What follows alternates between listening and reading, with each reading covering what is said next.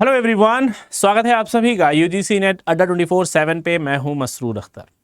दिन बचे हैं कुछ 40 से 42-45 दिन, और 40-45 दिन में क्या हो सकता है, क्या कोई ऐसा चांस है, क्या कोई ऐसा स्कोप है कि जिसमें हम इस एग्ज़ाम की तैयारी करके नेट या जेआरएफ क्वालिफाई कर सकते हैं। ऐसा हम फैकल्टीज़ भी कभी कभी बात करते रहते हैं, और ये भी हमारे बीच में भी एक डिस्कशन होता है कि क्या कोई स्टूडेंट 30 दिन या 40 दिन या 45 दिन पढ़ाई कर ले और जीआरएफ उसका हो जाए। क्योंकि नेट तो ठीक है, आप कोशिश करेंगे नेट तो हो जाएगा, लेकिन उससे ऊपर की हम ज़रूर सोचते हैं कि हम जेआरएफ क्वालिफाई कर सकते हैं क्या, ये जो बचे हुए दिन है। तो एक आध चीज़ें सामने हमारे आती हैं, अपना अनुभव है और अपना कुछ ऑब्जर्वेशन है जो कई सारे स्टूडेंट्स को मेंटोरशिप देते हुए और ख़ुद भी इस एग्ज़ाम को क्वालिफाई करते हुए हमने जो बातें सीखी हैं वो हम आपसे यहाँ पर डिस्कस करना चाहते हैं।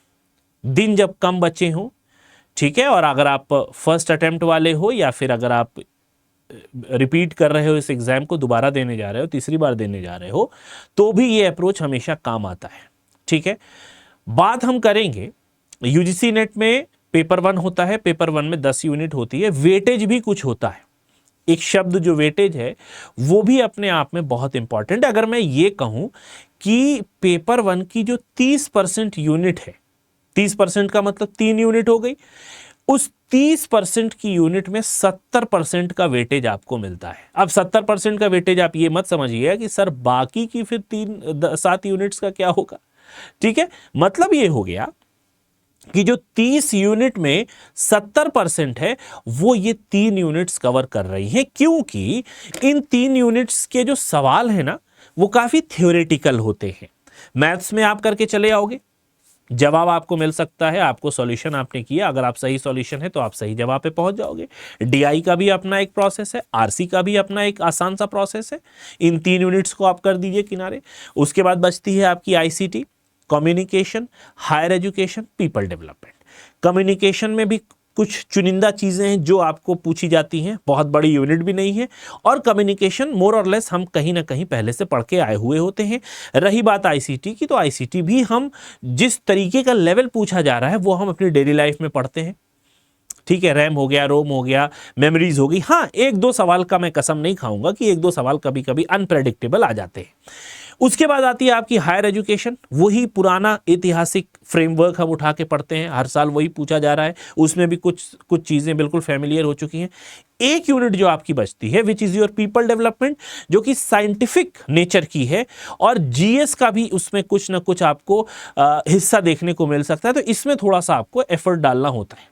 ठीक है, लेकिन फिर भी कहीं ना कहीं इसमें भी कुछ कॉन्सेप्ट है जो रिपीट होते हैं। मगर जो 3 यूनिट मैंने छोड़ी है, जिसकी बात हम करने वाले हैं इस वीडियो में, वो है आपका टीचिंग एप्टीट्यूड, रिसर्च एप्टीट्यूड और लॉजिकल रीजनिंग। ये तीनों ही यूनिट आपका थ्योरेटिकल पार्ट को ज्यादा कवर करती है।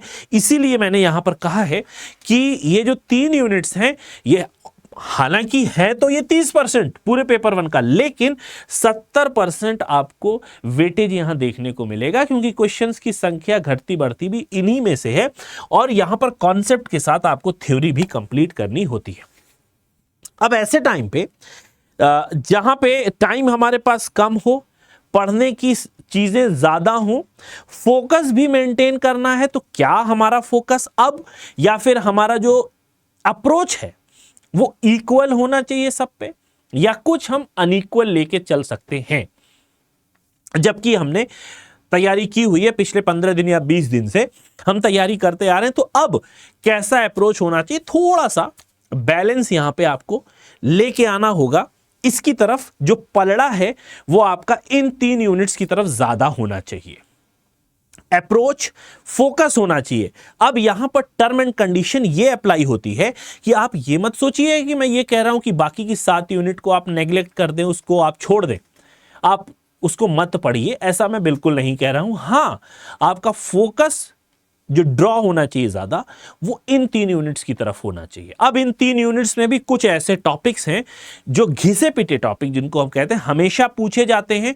हां, एक बात याद रखिएगा, क्वेश्चन का नेचर चेंज हो सकता है, और ऐसे नेचर वाले क्वेश्चंस हमने अपनी क्लास में किए हैं, यूट्यूब पर भी प्रैक्टिस सेशंस में और पेड क्लासेस में भी, ये देखने के लिए कि एक ऐसा टॉपिक जो कि हमेशा पूछा जा रहा है, क्या एग्जामिनर्स उसमें कोई नॉवेल्टी को मेंटेन कर रहे हैं? तो हाँ, 80 to 90% हम उस पर नॉवेल्टी देखते हैं कि क्वेश्चंस का जो आकार है वो निराकार है, वो कैसे भी सवाल पूछे जा सकते हैं। इसके लिए हमें तैयार होना है। तो इन 3 यूनिट्स को आप कैसे हैंडल करोगे, इनमें वो टॉपिक्स मैंने यहां पर डिस्कस किए हैं जो हमेशा पूछे जाएंगे, जिसके लिए हम तैयार हो सकते हैं। बाकी तो अगर कुछ अनप्रेडिक्टेबल आ गया पूरी तरीके से, तो हमको करके तो वो आना ही है। अगर अनप्रेडिक्टेबल आ जाता है तो हम छोड़ के तो आएंगे नहीं, क्योंकि नेगेटिव मार्किंग है नहीं। लेकिन उस अनप्रेडिक्टेबिलिटी में भी कुछ टॉपिक्स ऐसे हैं जो प्रेडिक्टेबल है, जो आपको हमेशा देखने को मिलेंगे। आप 10 साल के क्वेश्चन पेपर्स उठा के देख लीजिए, उसमें भी मिलेंगे। और आगे आने वाले जो संभावनाएं हैं वो भी बता रही हैं कि वो टॉपिक्स आपको देखने को मिलेंगे। फॉर एग्जांपल, टीचिंग एप्टीट्यूड में Bloom taxonomy, learner centred approach पर ज्यादा फोकस अब इसलिए हो रहा है क्योंकि एनईपी आ चुका है। एनईपी कंस्ट्रक्टिविज्म को बढ़ावा देने की बात कर रहा है, और ये लर्नर सेंटर्ड अप्रोच से बहुत अच्छी तरीके से कनेक्टेड है। बिहेवियरिज्म की थ्योरी और इवेल्युएशन, जो हम फॉर्मेटिव समेटिव पढ़ते हैं, अब सीसीई भी आ गया है। तो ये 3 4 5 टॉपिक हैं जिस पर आपको छोड़ के नहीं जाना है, पढ़ लीजिएगा अच्छे से। शिफ्ट करते हैं हम रिसर्च एप्टीट्यूड की तरफ। टाइप्स ऑफ रिसर्च, अब अगर आप दिसंबर का क्वेश्चन उठा के देखें तो टाइप्स ऑफ रिसर्च में क्वालिटेटिव क्वांटिटेटिव भी पूछा गया है। कई बार कई सवाल उससे रिलेटेड पूछे गए हैं, बड़े बड़े लंबे चौड़े सवाल पूछे गए हैं। सैंपलिंग हर बार ये पूछा जाता है, इस बार भी सवाल आएगा। खास तौर पे जो मेन सवाल इसका बनता है वो इसके टाइप्स ऑफ सैंपलिंग से बनता है। Random sampling, non probability sampling, probability sampling के टाइप्स कौन कौन से, वो इसमें पूछा जाता है। Plagiarism, similarity, level of similarity क्या होती है, लेवल ऑफ सिमिलैरिटी कितनी होती है, वो यहां पूछा गया है कि भाई अगर किसी रिसर्चर के वर्क में 41% की प्लेजरिज्म या फिर लेवल ऑफ सिमिलैरिटी या फिर सिमिलैरिटी परसेंट पाया जा रहा है, तो आप इसको किस लेवल में रखेंगे। इस तरीके के सवाल पूछेंगे।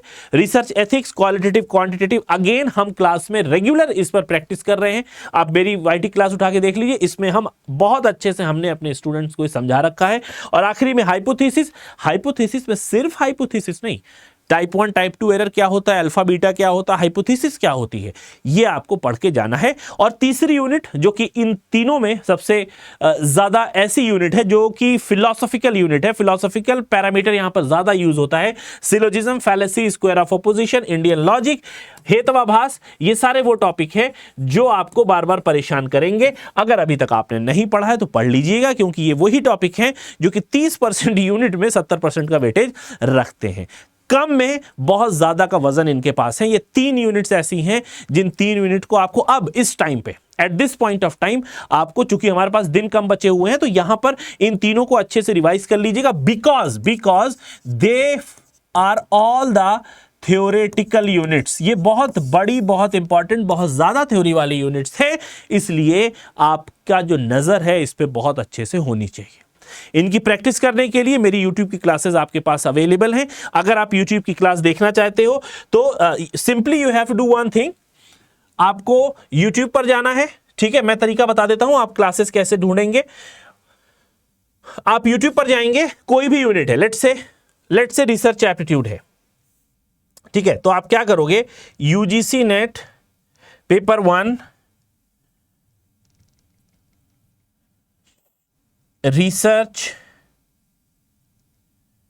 एप्टीट्यूड बाय मसरूर सर, आप ये करोगे। आपने जैसे ही ये इंटर किया तो आपके सामने मेरी ये पूरी प्लेलिस्ट यहां पर खुल के आ जाएगी। ठीक है, ये पूरी प्लेलिस्ट इस तरीके से खुल के आ जाएगी, आप पूरी क्लासेस मेरी देख सकते हो। दूसरा एक तरीका है क्लास का कि अगर आप चाहते हो कि सर हमें सिर्फ पेड पेपर 1 का चाहिए, ठीक है, अगर चूंकि अभी भी पेड की क्लासेस में रिसर्च एप्टीट्यूड मैंने अभी जस्ट शुरू किया है, तो अगर आप अभी इनरोल करते हो तो आपको क्लासेस आप पूरी देख सकते हो। अगर आप चाहते हो कि सर यूजीसी में हमें पेपर 1 का अगर एक अलग से बैच मिल जाए तो हमारे थोड़ा सा फायदा हो जाएगा, तो आप यहां पर जाके पेपर 1 का ये बैच ले सकते हो। मोर ऑफर्स में आपको ये कोड लगाना है Y1026, इसको आप अप्लाई कर दीजिएगा। 4787 पे ये आपको पूरा कोर्स मिल जाएगा पेपर 1 का, जिसमें आपको पूरी PDF के साथ लाइव क्लासेस, रिकॉर्डिंग, सब कुछ यहां मिल जाएगा। और अगर आपको कोई परेशानी, कोई दुविधा हो रही है तो आप एक काम और कर लीजिएगा। वो काम आपको क्या करना है, सामने ये नंबर चल रहा है 9800002247, इस पे आप कॉल कर लीजिएगा। लेकिन जाने से पहले इन टॉपिक्स का स्क्रीनशॉट ले लीजिए, इनको पढ़ लीजिएगा। एग्जामिनेशन में ये सवाल पूछे जाने के चांसेस बहुत ज़्यादा हैं, समय कम है, पढ़ना ज़्यादा है, तो अप्रोच को थोड़ा सा चेंज करके 70-30 का अप्रोच लेके चलिए, या फिर अगर आप चाहें तो आप इसको 60 और 40 का भी कर सकते हैं अपनी सहूलत के हिसाब से। लेकिन साथ ही साथ टाइम का डिवीजन भी होना चाहिए, कितना टाइम हमें किसने पेपर को देना है, कितना मॉक लगाना है, कितने प्रीवियस ईयर क्वेश्चन सॉल्व करने हैं। नहीं किया है तो 10 साल के प्रीवियस ईयर क्वेश्चन जरूर सॉल्व करके जाइएगा, इसी उम्मीद के साथ कि मिलेंगे नेक्स्ट वीडियो में। Till then have a nice day. लेकिन जाते जाते हमारे चैनल यूजीसी नेट अड्डा 24/7 को जरूर सब्सक्राइब कर लीजिएगा।